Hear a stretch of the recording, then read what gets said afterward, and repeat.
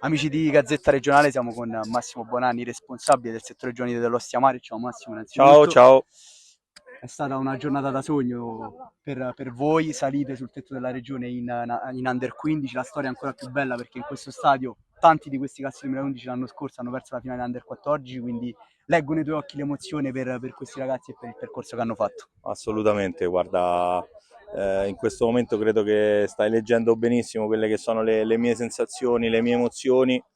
Credo che questi ragazzi tutti, chi l'anno scorso non c'era, chi già c'era, si sono presi veramente una grandissima rivincita e oggi sono strafelice del risultato, ma sono strafelice per loro perché veramente penso che è il coronamento di un cammino ed è un obiettivo che ci eravamo prefissati ad inizio anno, quindi sono contento veramente tantissimo per loro. Hanno fatto un percorso bellissimo questi ragazzi, è stata forse la squadra che ha proposto il calcio più bello della categoria, quindi meritatamente vi prendete questo titolo ed è bello, no, aver preso il titolo ed averlo preso così, sempre con la vostra identità, l'ha detto anche il mister più volte, l'ha detto tu più volte e questo dimostra anche quanto la società in generale punti sul settore giovanile.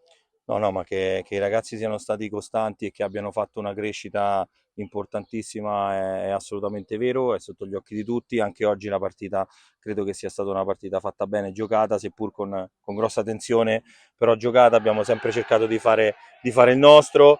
Ripeto, sono contento perché da inizio campionato, da inizio anno, c'era questo piccolo grande obiettivo che ci eravamo prefissati, oggi ci siamo riusciti. Adesso proveremo magari a metterci un altro piccolo grande obiettivo. Ecco, come ho detto anche al mister, ai ragazzi che abbiamo sentito prima, adesso si festeggia e poi si va a inseguire quest'altro sogno, no? Quello di cucirsi lo scudetto sul petto.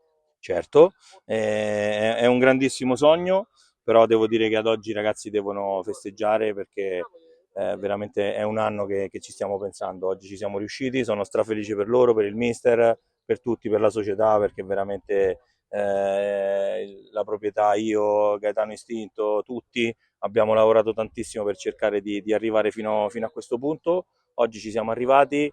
Domenica inizia un altro piccolo percorso che speriamo ci possa portare più in alto possibile. Grazie Massimo, complimenti e in bocca Grazie al a lupo te. ovviamente per il sogno del Crepi, scudetto. crepi, grazie.